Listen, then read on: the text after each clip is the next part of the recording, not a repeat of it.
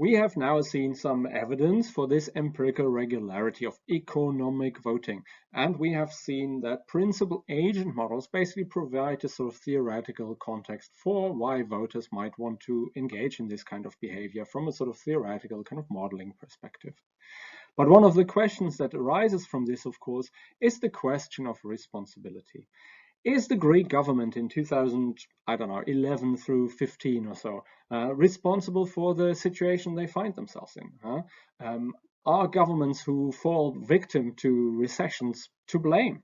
And the answer is, I'm not so sure. In many cases, of course, sort of, the world economy takes a nosedive, and as a consequence, growth pressures, countries go into recession, people get unemployed, and that's not really necessarily the fault of sort of individual governments, especially thinking about smaller countries. But on the other hand, maybe these countries are responsible for their crisis response, for what they do in the moment when things turn sour, and they also bear some responsibility for not setting up the country to be able to weather those storms. So maybe we are a bit harsh and a bit unfair as voters. But on the other hand, we also might want to engage in this behavior, even if occasionally we throw out perfectly nice governments. We need this mechanism in order to punish the bad ones, so to say. This throws up another question, the question of clarity of responsibility. As we've seen before, countries, of course, vary in terms of their institutional constraints, for example.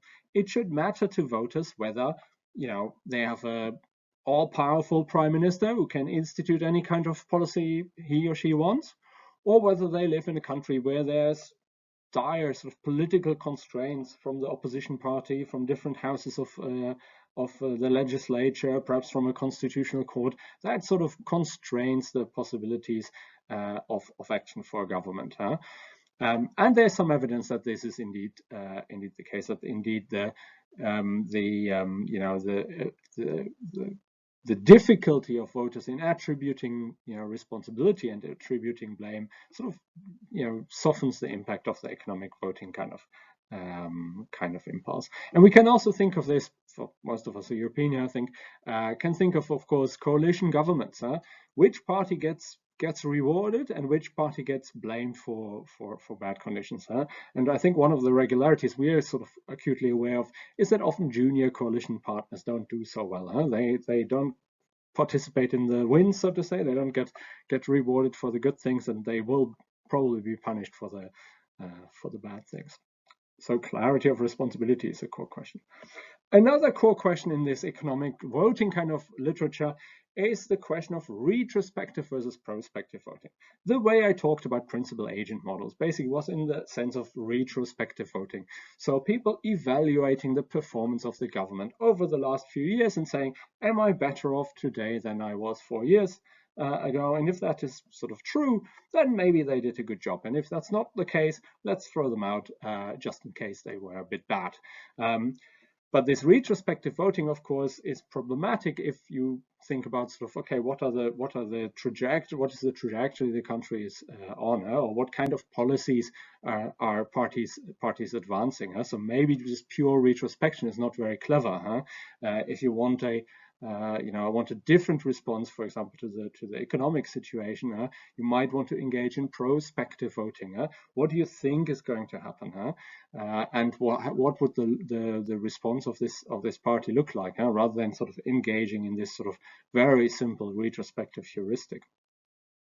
The other big debate, maybe I should say that sort of on balance, I think there's more evidence for the retrospective voting. So empirically, people tend to just evaluate the performance of the government. They maybe take some sort of party aspects into account, but generally they are retrospective in their evaluations rather than sort of prospective. The other sort of potential sort of distinction between sort of different types of economic voting is whether people basically use their own sort of pocketbook, their own bank account as the way to think about it, or whether they engage in what is called sociotropic voting, so a more sort of holistic view of the economy as a whole, rather than just looking at their own sort of finances. So do people evaluate the government just based on sort of their very narrow self-interest? Did they do okay or not over the last few years? Or do they sort of evaluate the economy as a whole? And that's of course difficult to disentangle, because in a way, your risk of unemployment of course goes up if the economy tanks generally, right?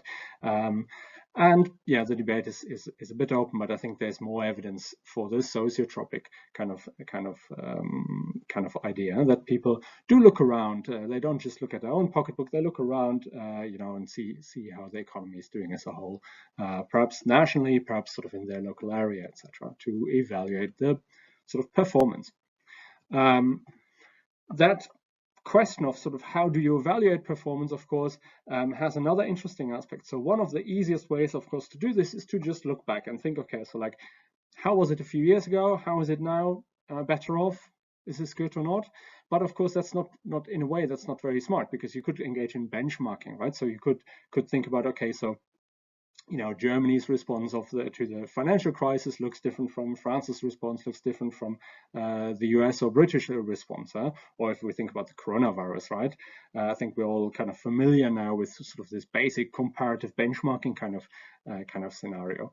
And so the idea is like, maybe thinking about the great financial crisis or thinking about other circumstances, of course, people could look across borders and sort of engage in benchmarking. I think the jury is still out a little bit on whether people actually do this in practice. And that, of course, throws up the question of sort of how much do voters need to know. So sort of cross-national benchmarking of the sort of macroeconomic performance of your own country is something that is perhaps difficult to do for many voters. So there may be some parts of the society who engage in this kind of behavior, but I think for the vast majority of voters, this is slightly difficult to know, and this is more generally true. And there's, for example, a lot of evidence that people don't really evaluate the performance over the full term. They are swayed just by sort of short-term evaluation. So the last few months, the last year or so, is what really matters to voters' evaluations, rather than sort of like the entirety of the incumbent's term in office. And there are two more sort of challenges or problems for the economic voting kind of scenario that I would like us to look at together. And those are loss aversion or prospect theory, and the question of sort of what polarization, partisan polarization especially, and motivated reasoning do sort of to the economic voting model. I asked whether voters are sort of fair in their assessment of attributing blame for financial crises to the government of the day. But there's another aspect of fairness or unfairness on the voter side that we can think about. There's a lot of research in psychology and sort of behavioral economics regarding prospect theory, and there's some other aspects of prospect theory that are important in terms of probabilities, how they're weighted, etc. But one aspect of prospect theory basically predicts that losses loom larger than gains. Things going bad is more important to people than things going a little bit better by the same amount. A government that increases economic growth by a percentage point might not be rewarded for that equally compared to a government that gets punished a lot for a 1% drop in GDP growth. So losses loom larger than gains, or bad is stronger than good, say some social psychologists. And this is this maybe famous sort of value function for prospect theory, that basically how much we value these outcomes in the domain of gains, where we think we're winning. So the economy is doing better than before. The relationship is sort of relatively flatter compared to in the domain of losses on the left here, where the relationship is really steep. If things turn badly, even even a little bit, people will respond to this, and they will respond harshly. If things get better, people will not necessarily reward this in the same sort of even-handed fashion. And there's some research by yours truly, of course, that shows this for the UK government popularity. So I've here changes in the unemployment rate and changes in support for the incumbent government, and we see exactly this kind of outcome. Positive changes are barely noticeable, huh? So positive changes don't really get rewarded, but negative changes do get punished. So voters are not what VOK called the rational god of vengeance and reward. They are mostly, up to vengeance. Huh? So there's a lot of blaming and a lot of punishment, but not much reward. Another important challenge to the sort of slightly sort of rational flavored kind of economic voting model, of course, is motivated reasoning and sort of the consequences of polarization. And a look at sort of the American case is quite instructive. Huh? If you look at American data, basically what you'll find is that evaluations of the economy, to a large extent, depend on which party you belong to. So if you're asked in a survey, is the economy going well? If there's a Republican president in office and you're a Republican, you will say things are fantastic. And if there's a Democrat in office, you will say, no, things are really, really bad, and vice versa. So Democrats will evaluate the economy more positively if there's a Democratic incumbent in the White House, like now, for example, and they will evaluate things worse, more gloomy than in a situation where there's a Republican in the White House. Huh? And we've seen these sort of graphs of sort of crossover, basically, of economic evaluations every time the party in power switches. Huh? So people engage in what is called motivated reasoning. This idea that basically their evaluations, for example, of the economy and all sorts of things are basically driven in part by their identities. And one of the really strong identities in the American case is, of course, whether people think of themselves as sort of, liberal or Democrats or conservatives or Republicans. And we see sort of parts of this also in the UK context and in other country contexts, that people evaluate things that they could form an even-handed kind of evaluation of, like the economic situation in the country, evaluate these conditions through a partisan lens. And that's the big contribution of motivated reasoning.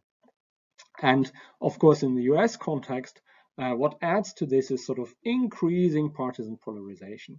So if we look at the graphs here, we can see that basically there has always been a difference in presidential approval, of course, between Democrats and Republicans. So Democrats support their president, Republicans support their president. But what we can also see is that this gap has kind of grown over time. And if we were to look at, for example, consumer sentiment or other sort of evaluations of the economy kind of graphs, we would see that the gap, sort of, or the importance of sort of partisanship for these evaluations has grown. And the other thing that we can see here, so we see this growth in this partisan gap in terms of approval. But the other thing that we can see here, I think, is that partisans don't respond anymore to the changing sort of fortunes of the world. They will often evaluate the president as sort of good if it's their own party's president, and evaluate things as badly if it's the other one. And there's no more change. And if you look at the sort of earlier years on the left of this graph in the top of the slide, you can see that both in partisans and out partisans, so whichever party is in power, both kind of change sort of in tandem. So evaluations of presidents like Johnson or Carter, etc., you can see that there's a correlation in terms of the sort of approval changes in approval over time between Republicans and Democrats. But if we look all the way to the right at the top graph, we have the Obama years, and we could do the same for Trump, of course, and now for Biden. We can see that basically these don't move anymore. The economic conditions improved considerably, of course, under Obama, but it didn't win him any Republican support. And we can probably see similar kind of effects if we were to look at the Trump's time in the White House, where despite sort of quite grim conditions now over the last year or so. Republicans were still sort of supporting their president. So motivated reasoning can be really detrimental, of course, to this idea of sort of economic voting. This is a paper, I should have said, by Katie Donovan, Kelstead, Alan Key, and Matt Lebo on this motivated reasoning effect on basically a presidential approval of economic voting. So to sum up quickly, we have seen a lot of evidence for this strong empirical regularity of a relationship between economic conditions and the fate of the incumbent government. And we have used principal agent models with their sort of two flavors, moral hazard and adverse selection, as sort of ways to think about this relationship theoretically. But we've also seen a bunch of sort of challenges or qualifications of this basic economic voting model. And the ones we've looked at in a little more detail are loss aversion in terms of prospect theory. Bad is stronger than good. Losses loom larger than gains. And the big question, of course, of polarization and motivated reasoning, which I, in a way, of course, call into question this whole accountability mechanism. If you live in a country of sort of hyper-partisans that evaluate everything through the identity lens, then it's going to be really, really hard to engage sort of in economic voting. And this is a lesson that maybe is increasingly true for Britain as well, where the polarization along identity lines, for example, the Brexit kind of identity, is increasing, and that of course throws up these problems of how do we hold people to account if people don't, or very few people, engage in this kind of economic voting kind of behavior. On the more positive note, though, over this period of sort of increasing hyperpolarization, we have seen relatively few sort of severe economic crises or situation where the government clearly was to blame for that. So we might want to wait and see how either the coronavirus situation or the next sort of economic crash play out, and see whether people do not sort of engage in this at all. I think there's still some hope that if conditions turn sour, people will respond to this, and it's very difficult for politicians to avoid blame in circumstances of sort of recession and crisis.